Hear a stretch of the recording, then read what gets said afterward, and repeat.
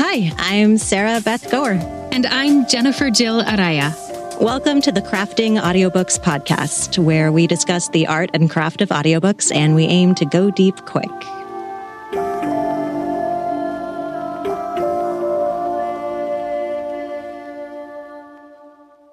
Hello, everyone, and welcome to this episode of the Crafting Audiobooks podcast. Sarah Beth and I are so excited today to have with us Senior Executive Producer Sara Jaffe. Sarah, welcome to the Crafting Audiobooks podcast. Thank you so much. Thank you for having me. We are thrilled to have this conversation with you. And because we're a podcast that goes deep quick, we're going to dive right into that first question. So, Sarah, I want to take you to the very beginning of your casting process. You've sent out those auditions and you've got those auditions back. And I would love for you to tell us and think about a time when you were casting and there were two or more narrators who would have been equally perfect for a book. What would you want the narrator or narrators who didn't get chosen to know about their work and their craft? That's such a good question.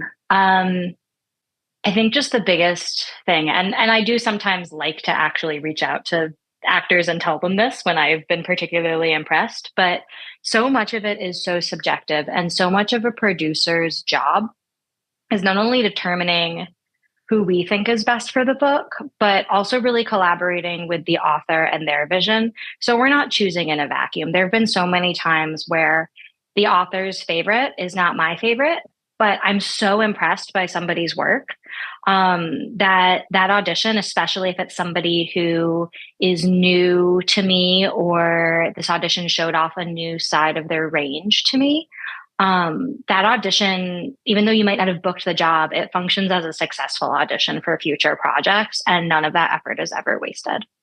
I love that statement that the effort is never wasted. What a beautiful thought. And a beautiful reminder that our work is, as the narrators, is to show up and offer what we offer, not to worry about the outcome. Just to trust that if we show up and offer what we offer often enough and we're good at what we do, the jobs that are meant to be ours will be ours. Yes, I think that's such a good point. And I never really view casting as like a one and done enterprise. Audiobooks are such a sort of small and supportive community that it's never just, okay, this person auditioned for this book, I'm immediately going to forget who they are because they didn't book it. Like, that's just not how it works. Sometimes there are people who sent in such an impressive audition. They don't necessarily book the job that they auditioned for, but their work will really stand out to me, and I'll end up recommending them to a colleague who's looking for a voice that might be able to do something similar to what I heard, and they'll end up booking the next one. So it's really all connected, and I think if you put your best foot forward, you'll make your way to the projects that are the right fit for you. I think that's the most comforting answer we've ever had on the Crafting Audiobooks podcast. That's so just beautiful and nervous system relieving. I mean, good. I'm glad. So much of my work with actors in this space is that I want people to feel comfortable. I think anybody who's working in any space does their best work when they feel comfortable and confident and they're resonating with the work that they're doing. I mean, I know as actors and as a producer, we're not always working on the projects that are the most resonant, but I think you can tell when someone's passion is there, and you can definitely tell when someone's comfort level is there. So that's a really important part of this work to me. Yeah, so it's we can eat, all us narrators can take any energy we're putting towards am I good enough? And will I get this job? And take all of that energy and put it towards hey, I'm awesome. How do I show up and just do me Yes. each time I show up? Yes. It makes me think of the Lego movie theme song, Everything is Awesome. Everyone is awesome. Yeah, exactly. It makes me think of, you go ahead, Jennifer. I was just going to say, it's true that when we are being our best selves, then we are able to do that beautiful work that's the best representation of our craft. And I love, Sarah, that you have that as part of your concept of how you approach your job as a producer. That to me is just so beautiful. So thank you for that. My pleasure. I mean, that's one of the things I like the most about the job. I view this work as kind of matchmaking, honestly, of I'm listening to actors work all the time. I'm getting familiar with new voices. And at the same time, I have a constant steady stream of manuscripts. So much of that is me trying to like grab the right two at the right time and put them together. But, you know, I'm good at this work because I have a pretty good memory. So if I don't catch two the first time, I'll keep it in mind and know like, all right, that one, that person is right for a book like this. And the next time it crosses my path, it's easy to put it together. You're an arts matchmaker, but there isn't one right answer. Well, there's not with regular matchmaking either. This is true. That's true too. I was gonna say when I interrupted Jennifer, that it makes me think of one of my favorite lines in one of my favorite movies, which is like the main character is like used to like really believe in a soulmate, and she was gonna find her soulmate, and she's like, yeah, I don't think I believe that anymore. I don't think there's just one person for everybody. I think there's like 7. Yeah, And that's always been one of my favorite ones. I feel that way. And I feel that way about books too. Like there's not just one right voice for a book. There could easily be 7. And it's really just a matter of what the author is feeling at a particular time. And sometimes that's really, I mean, there's a specific book I'm thinking of where our top 2 candidates were both absolutely jaw-droppingly excellent. And we were really going back and forth because they were both so good and they both brought their own unique take to the book. But it would have taken the book in 2 really different directions. And so we had to have a conversation about like they're both excellent, but which vision of the book works for you right now. And that was one of the toughest calls I've had to make as a producer. I ended up like kicking it to a couple of other producers, and one was kind of a read of the book where, and it was a literary fiction, magical realism with a lot of twists and turns, and kind of a tricky, unreliable narrator. And there was one narrator who felt really, really tricky and slippery in exactly the right way. And then there was another one who felt like his grasp of the text felt like he could just be reading, like he was reading it like he had written it. He felt so at home in the text. And it really came down to, okay, do we feel like this book is best served by a narrator who we trust or a narrator who we don't trust? Which one is truer to the sense of the book? So, I mean, going back to your original question, you can do an amazing job, and that just might, the direction we choose to go might just be different because it's so subjective. Yeah. This really is a very subjective craft, as you just pointed out. And all that we can do as narrators in that audition process, especially, is just bring our truest selves to it. Totally. And like life and art are parallel because there's also no like one, like it just makes me think of parallel universes. Like there's sometimes just aren't right answers, and there are multiple like beautiful lives one could live with very different paths, and it's like a little microcosm with the books and the casting. Totally. And I mean, much like regular life, there are certainly times where I think, oh my God, did I make the right call? Like, should we have gone with that other person? And I'm like, you just, with books and with life, that way lies madness. Well put. Very well put. Well, very early on in the answer to the first question, you had mentioned like, hey, which narrator to pick is subjective. And we're curious, since what great narration is, like, not only is it subjective, like which direction to go with the book if you've got 2 great narrators, but it's also subjective, what does great narration mean? Mm-hmm. And so what is a quality that you really enjoy in narration craft that you consider great narration, but you know that somebody else might disagree with, or they might find it less important than you do?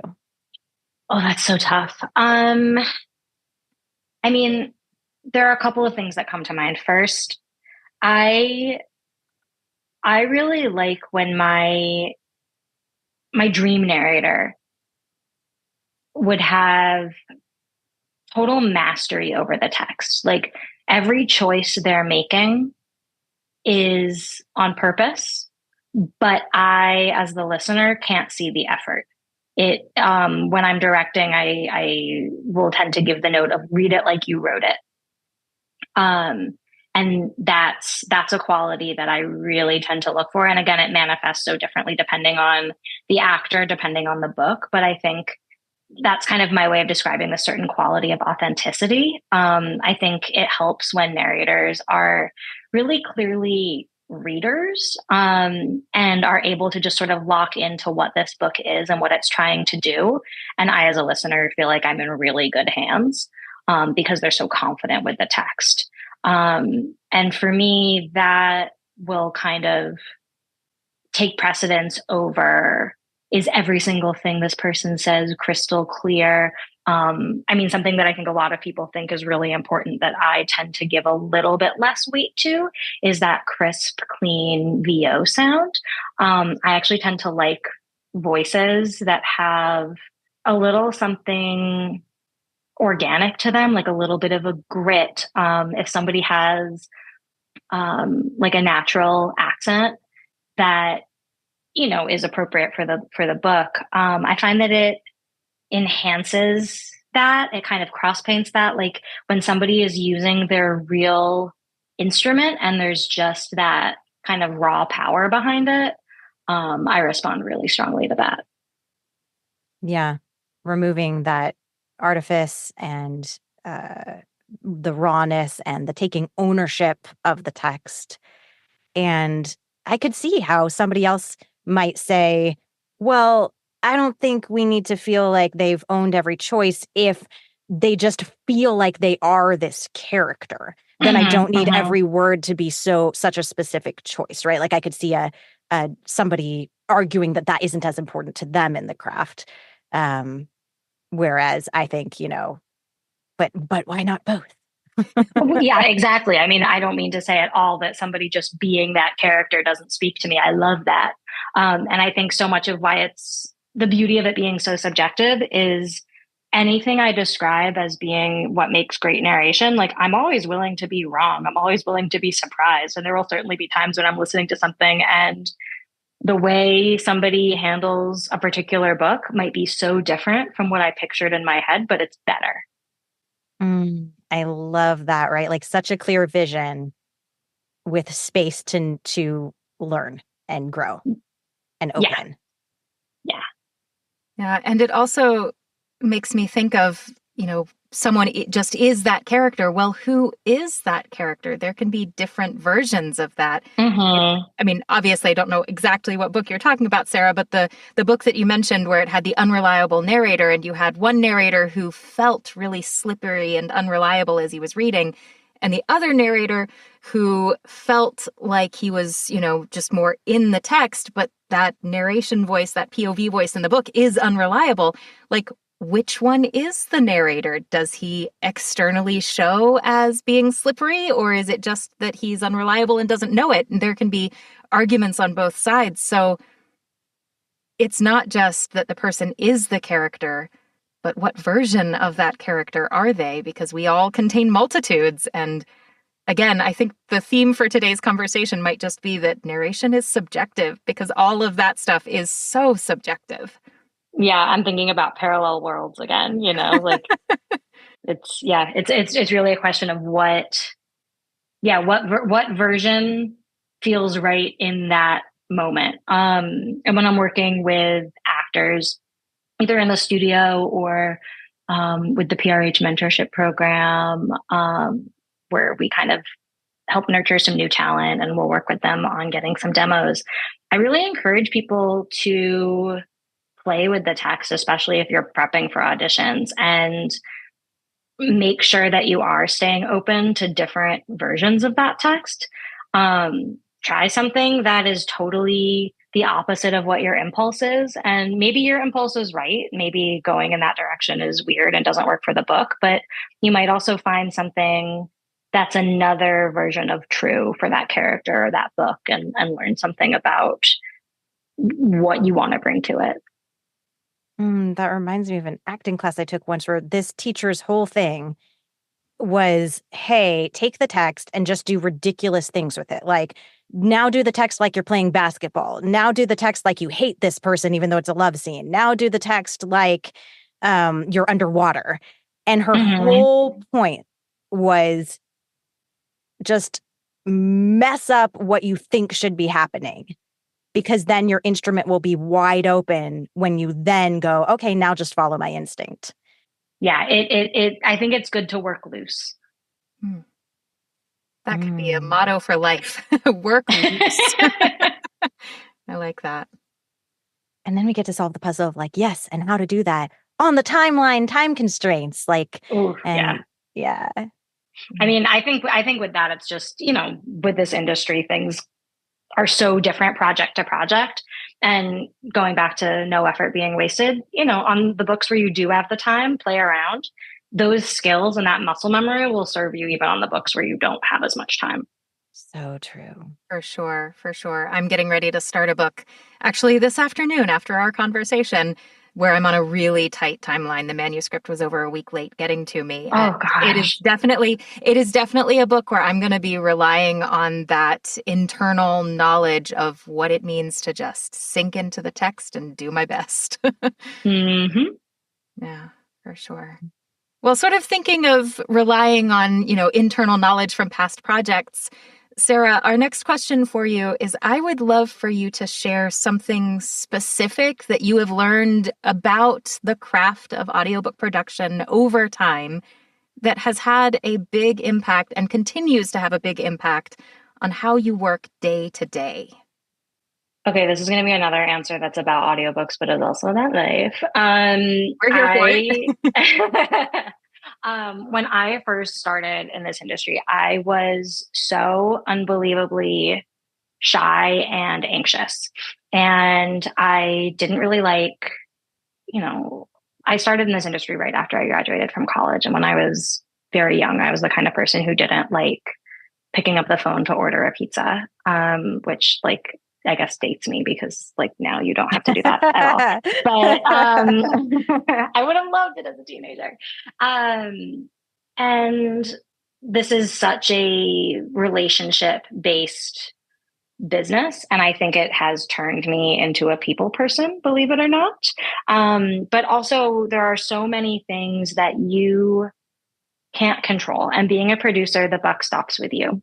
So if something happens along the line in a production that I could never have foreseen, had nothing to do with me, I laid out the perfect plan and then the manuscript was a week late because the author had a family emergency or there was a legal read or maybe the narrator got COVID or maybe the COVID pandemic happened and no one can go into studio. Like there are so many things that can throw a wrench into even the best laid plans.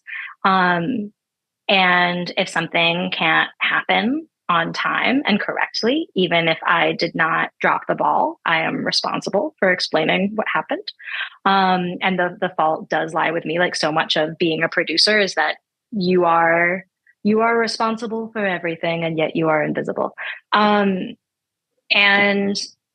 I think that's taught me so much about self reliance, I guess, in the sense of okay, things are going to get thrown at you and you just are going to have to do your best.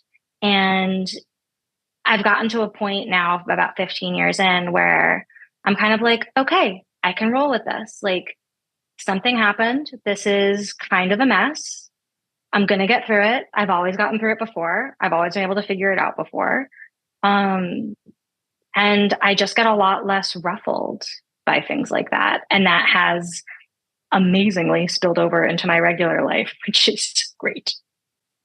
That is fabulous. And I can imagine too, like, so that's like, wow, like life, life up leveling based on what you learned within audiobooks. And I imagine like it probably deepens the craft, because if I'm busy stressing out about things I can't control, then I can't be present with what is as Yes, deeply and attunedly as I would like to be to make the best art. absolutely. yeah, I find that when I'm panicked, when I'm anxious, I can make really stupid snap decisions. And being able to remove that panic is definitely useful, and being able to be like, okay, what is actually going to serve this project best? And what is going to serve these relationships best? Because again, these relationships are not just a one shot deal for each project. They reach really far into this industry and community. And it's important to maintain them. And I mean, to just be really human with the people we're working with also. We're all creative people who are trying to do our best, sometimes under very tight timelines. And I think being able to stay present in like, you know what, shit happens, we're all human, let's like keep it grounded in that goes pretty far. Mm. Absolutely. Andy Arndt said something to me once that just so stuck with me, which is that there is no such thing as an audiobook emergency. And I think I don't want to put words in her mouth, but I think from context as when she told me that, what she meant by it is no one is going to die. No one's life in safety is at stake if something goes sideways with an audiobook project. So we do have the grace and the space when things are going sideways to say, okay, no one is going to literally die from this. I can take a breath and figure out what my options are rather than having those panic blinders on. And I've got the space and the time to see what the best choice is to move the project forward, considering the circumstances. That's really 100%. Yeah. I can't tell you how often there is no such thing as an audiobook emergency runs through my head. Pretty frequently, especially when a manuscript is over a week late. I know, me Yeah. too. Actually, I had heard that from Andy too, and everyone like, "Thank you, Andy. Brilliant Yes. and Yeah. true." Yeah, for sure. Yeah, those are true pearls of wisdom there. Mm-hmm. Moving us along, and I can't believe it because I could talk to you for like 2 more hours. But moving us along to our very last question, which is a question that we are all going to answer, and that question is, what is exciting you about the craft right now, today? And Jennifer, can we start with you? What's exciting you today? Yeah, absolutely. So this morning I finished up the last chapter of a backlist title that I have recorded. And the book was originally published in 1966.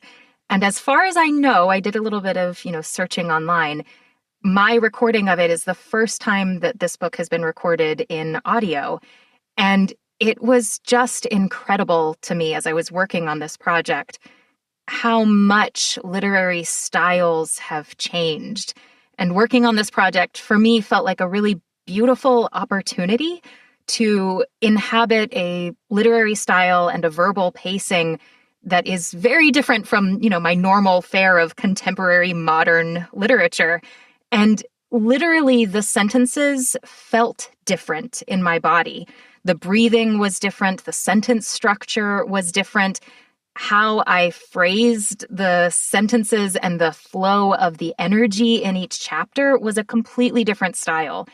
And I don't think I fully appreciated until I worked on this book, just from eyeball reading. Like I read books that are older than contemporary things with my eyeballs. I don't think I had fully understood until I narrated this project just how much literary styles have changed over time. And as I was working on it, I was just struck by how much an author's style really reflects the time and the place in which they were writing.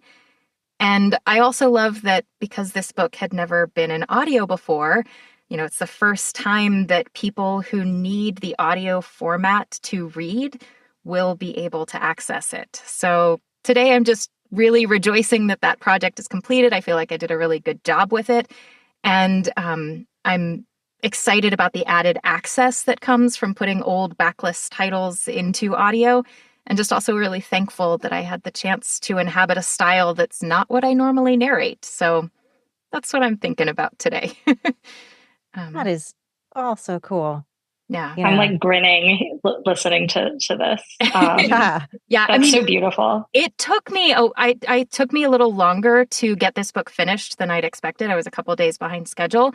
And the main reason was those first few chapters, I was having to do pickups all the time and actually recorded both of the first two chapters multiple times because they just felt so different in my body. Like physically, it felt different to narrate this longer sentences. But it wasn't just longer, like the structure of the sentences was different as well. It was very much pointing out how the way that we write in English today is not how they wrote in English in the 1960s. Wow. Yeah, Yeah. it was cool. I mean, people's speech patterns have changed too if you listen to old TV broadcasts. Mm-hmm. Absolutely. How cool is it too? Like, okay, so humans keep evolving and we're of our own times, but then now you're taking your point of view from the time that you live in, Jennifer, and applying it to this book. And your point of view now needs to be like influenced by and dance with this book. But if you were a narrator in 1966, if that had been a thing, you would have narrated the book differently too. Yeah, absolutely. We've had conversations on previous episodes of the podcast about how much narration styles have changed since audiobooks became a format. And yeah, someone who narrated this book in the early days of audiobooks, had that been put into audio, it would sound totally different than the job that I just did with it. No question. Yeah, it was a neat experience. Well, Sarah Beth, I would love to know what you have to say. What is exciting you about the craft of audiobooks right now today? Well, I was listening to one of Julia Whalen's titles. Just for anyone, probably most people listening know, but Julia Whalen is a very highly considered narrator, and I really enjoy her work. And I think if I had to pick my number one favorite thing about her work is that when there are really intense scenes between two characters, I feel like she's just living them. Like I'm just in them. I'm watching a movie happen. Um, and so I was listening to it, actually happens to also be a book she wrote. Thank you for listening. And there was just this beautiful scene that I like listened to, I don't know, maybe 3 times in a row because it was just so marvelous how real this life between these two characters in this very intense moment felt. And gosh, as I'm saying this, I'm remembering that one of my very first audiobooks I ever listened to was also a Julia Whalen title. And there was a scene like this between two characters, and I rewound and like listened multiple times because it felt so real. I just remembered that. Anyway, so I'm listening and I'm going, what the, how the, how do I, how does one and the song Let Go by Frou Frou came to mind. I don't, for any listeners who haven't listened, I highly recommend it. It's just a freaking brilliant, beautiful song. One of the lyrics is "Let go. What are you waiting for? There's beauty in the breakdown." And I've kind of been using this as like a theme song to inspire me to just like dive into the dialogue, just like leap, just trust, just go. And instead of trying to do it right or make sure the character voices are perfect, just like live in them. So, yes, inspired by Julia Whalen to play this theme song in my mind to help me jump in more deeply. Let Go is one of my favorite pop songs of all time. I So, mean, it's one of the most brilliant pop songs of yeah. all time. And we are not, for anyone who's listening and doesn't know the song, this is not Let It Go. It is just Let Go. So, different song. Yes, Frou Frou, FROU twice. Mhm. And I think that ties in well to our theme too earlier of like, there isn't like, don't try to be a narrator the right way or get the job. Just like show up and do the heart of what only you can do because only you are you. Yes. Yes. And I'm curious to hear how this dialogue turns out that you are recording with this in mind. That sounds really exciting. Well, it's a process. Of I'm not going to course. claim to be a master, but maybe 10 years from now. somebody else will be rewinding my scenes 3 times. I'm sure. And Sara, what about you? What is exciting you right now today? Today specifically, I am super excited because actually after we wrap this conversation, I have another conversation I'm looking forward to. Where an author I really, really love working with, someone who I just think is super brilliant and an audiobook listener and a really great collaborator. We worked on a book together that was front list last year, and one of their books that was really well regarded and nominated for a bunch of awards, and it came out. I get the chance to produce a new audio edition of that. And so I read this book last week and I just inhaled it. It's so beautiful and well written and thrilling. And we're going to chat today to talk about how we want to approach the new audio recording. And I'm excited because this is kind of like the juiciest, best matchmaking job ever of a book that I really love, and I have a few actors in mind who I think it might be good for. And I know whoever gets it, it's one of those books that's just going to be a gift because it's going to be so much fun to play with. That sounds beautifully exciting. So you said new audio version. Is it already in audio and you're going to do full cast treatment for it, or replacing an existing audio version, or is it not in audio? No, I think we're replacing an existing audio edition that was kind of done before the industry was what it is now. So this is an author who didn't really get a say in the previous audio version and gets a say now. Got it. Yeah. So what I was mentioning earlier about how audiobook styles have changed drastically, even over the last 5 to 10 years, like in a really short time frame, what is considered true to the audio art form has changed a lot. And so you're going to be updating this book to something that modern listeners might expect. That's really exciting. Yeah, I'm really looking forward to it. So more to come. Yay. Sara, thank you so much for being here today and sharing these juicy and exciting thoughts with us. Thank you so much for having me. This was an absolute delight. And yeah, I feel the same way. I'm like, I feel like we could chat all day. Thanks so much for listening to Crafting Audiobooks. We've been your hosts, Sarah Beth Goer and Jennifer Jill Araya, wishing you happy audiobook listening and/or crafting. Bye for now.